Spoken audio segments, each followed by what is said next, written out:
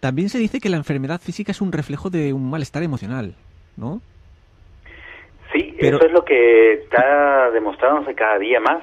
pero lo que yo no tengo claro si es cualquier enfermedad. Por ejemplo, ¿es lo mismo un resfriado que perder un brazo o no? ¿O hay un baremo de límites? Bueno, yo percibo que actualmente se están estableciendo realmente unos mapas de cuáles son las correspondencias entre el funcionamiento de la mente y la manifestación en el cuerpo. Desde mi punto de vista, el cuerpo y la mente es una unidad indivisible. Es un quantum, en tanto que tú no puedes estudiar el cuerpo sin estudiar la mente y no puedes estudiar la mente sin estudiar el cuerpo, y una está interconectada con la otra. Entonces, parece ser que antes de que algo se manifieste en la realidad, primero está siendo creado en un aspecto de nuestro sistema mente-cuerpo. Entonces, en una parte de nuestra psique, en una parte de nuestra mente, es donde está primero la creación de eso que se manifiesta en la realidad, ¿no? Entonces, en relación a las enfermedades, obviamente un resfriado, como dices tú, o la pérdida de un brazo, son dos cosas muy dispares, pero aquel que tenga esas experiencias también no está libre de cuáles son sus pensamientos, sus patrones, ¿no? Por ejemplo, el resfriado parece ser que una de las cosas más comunes con las que confrontamos es con los miedos, y cosa que tiene mucha lógica porque es una de las enfermedades más comunes, y también detrás la enfermedad más común en el ser humano es la percepción de miedo, porque estamos de manera constante con una sensación de miedo a perder algo, o un familiar, miedo a perder trabajo, miedo a perder algo, o miedo a no conseguir, ¿no? Entonces, el miedo quizás es una de las, vamos a decir, entre comillas, enfermedades de la mente. Porque en todos los corazones habitan las mismas dudas existenciales, supongo. Mira, yo personalmente no te podría decir un sí rotundo de decir de esta agua no beberé, pero por lo que yo he tenido la oportunidad de trabajar con cientos de personas, he visto que en el fondo buscamos lo mismo. Buscamos, por lo que respecta al ser humano, el valor más importante termina siendo sentirse amado y dar su amor. Lo que ocurre es que la forma en la que cada persona desea sentirse amado o desea compartir su amor cambia.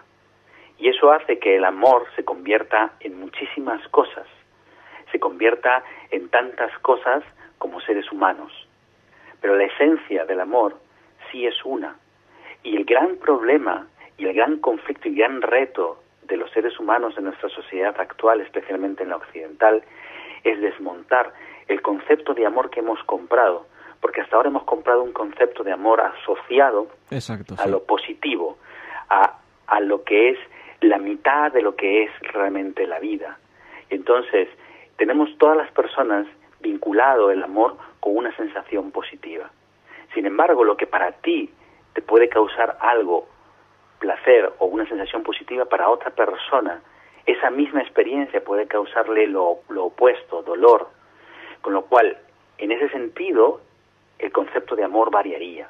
Y haría del amor, que es lo que ocurre, un concepto miope. Y se confunde, cuando se habla del amor desde lo positivo, se confunde el amor con el enamoramiento. Y son dos cosas muy distintas. El amor es un profundo sentimiento que integra todo. Y cuando digo todo, integra lo positivo y lo negativo, porque hace de ello una unidad, como el día y la noche, que están en nuestro planeta en el mismo instante, en equilibrio. En el planeta hay la misma cantidad de día y de noche, nada más que está ocurriendo en dos áreas, dos zonas físicas distintas. Y nuestro cuerpo no tiene el poder de percibir las dos al mismo instante, pero nuestra mente sí tiene la capacidad de poder tener la experiencia de las dos. O sea, es un amor incondicional de abrazar lo bueno y lo malo. Exacto, porque en el fondo lo que tú etiquetas como bueno o como malo solamente es una proyección de lo que para ti, de lo que son, digamos, tus valores. Tú conviertes un evento en positivo cuando ese evento está apoyando tus intereses personales más elevados. Si ese evento o un acto u omisión de alguien desafía tus intereses personales más altos, ese mismo evento va a ser condenado como negativo. O sea, realmente los eventos, lo que acontece a nuestro alrededor, no es positivo o negativo, como la vida no es positiva o negativa, es neutra.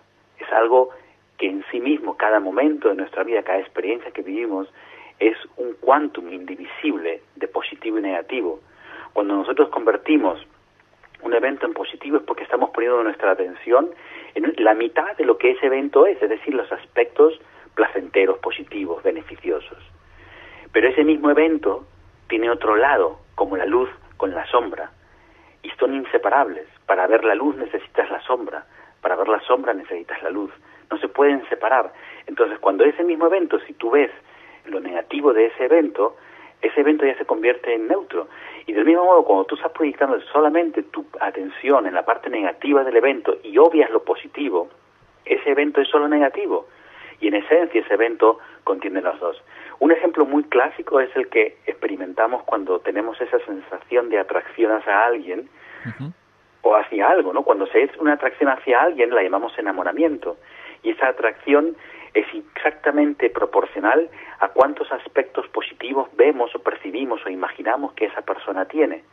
Ese enamoramiento, esa atracción, tiene un periodo de tiempo en la realidad.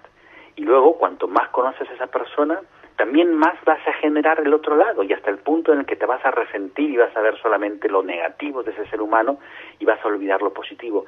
Y esa es la parte que se llama resentimiento. Entonces, la duda es ahora de qué o de quién nos enamoramos, ¿no?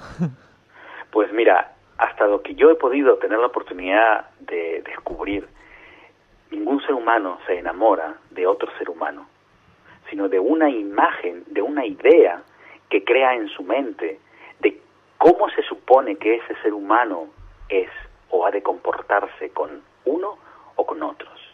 Y de esa idea, es decir, de una fantasía, es de lo que nos enamoramos. Y cuanto más espacio y tiempo empleemos e invirtamos con un ser humano, más vamos a tener la oportunidad de darnos cuenta que esa fantasía no es ese ser humano que tenemos enfrente.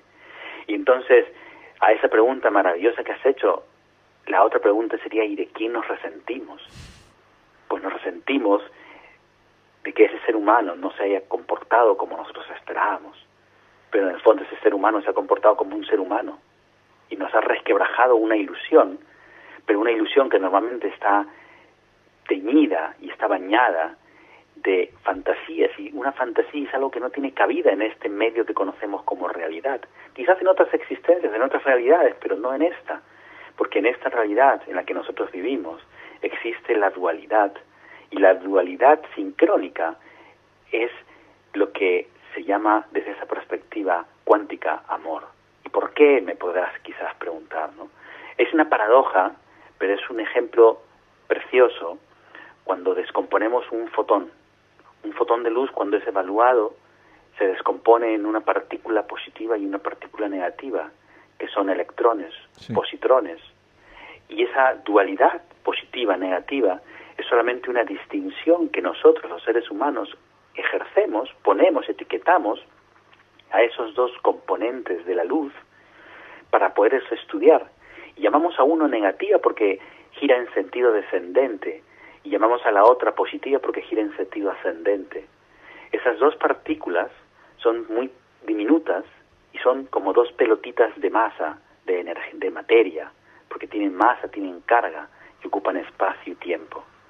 Pero si cogemos esas dos pelotitas minúsculas de materia y las hacemos coincidir en el espacio-tiempo en el mismo instante, es decir, las colisionamos, o dicho de otra forma, las estrellamos entre sí, esas dos partículas opuestas complementarias se vuelven a transformar en un fotón de luz. Y esto es el equivalente al enamoramiento y al resentimiento.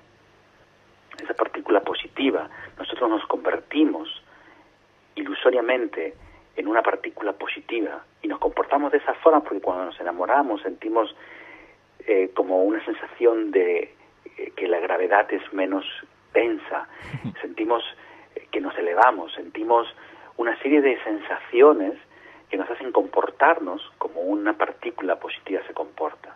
Y cuando nos resentimos, nos comportamos exactamente igual, como una partícula negativa se comporta. Y Entonces el amor está en el punto del equilibrio, donde fusiona las dos, donde abraza las dos, donde integra las dos. Entonces, después del amor siempre aparece el resentimiento. Después del amor, yo diría más bien después del enamoramiento. O después del enamoramiento, exacto. Viene Sí. el resentimiento. Y después del resentimiento, entonces la persona está preparada para poder abrir su corazón a ese ser humano de verdad, porque ya conoce la parte positiva y negativa. Y en los dos casos es solamente ese ser humano que tiene delante de ti un reflejo del ser que eres tú. Porque tú también eres la mitad positivo y la mitad negativo. Tú también haces las cosas que dices que otros hacen a otros, o las cosas que dices que no harías, o que no haces, o que no has hecho. Te aseguro que tú también las has hecho, las harías y las haces a otros o a ti mismo.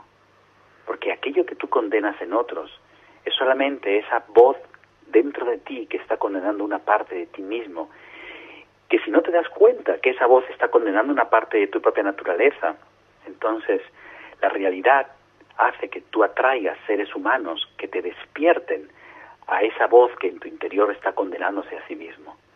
Porque a todo el mundo nos cuesta amar nuestra sombra. Sí. Y sin embargo nuestra pareja se acaba convirtiendo en la sombra que detestamos. Y nos enamoramos por complementariedad o por similitud, porque percibimos que alguien nos da lo que no tenemos, o porque tenemos al fin a alguien que tiene los mismos aspectos o los mismos rasgos que nosotros, la complementariedad o la similitud. Pero nosotros somos seres plenos, y la plenitud, para mí no hay mejor forma de entenderla que la mitad luz y la mitad sombra, porque de eso es de lo que está hecha la vida.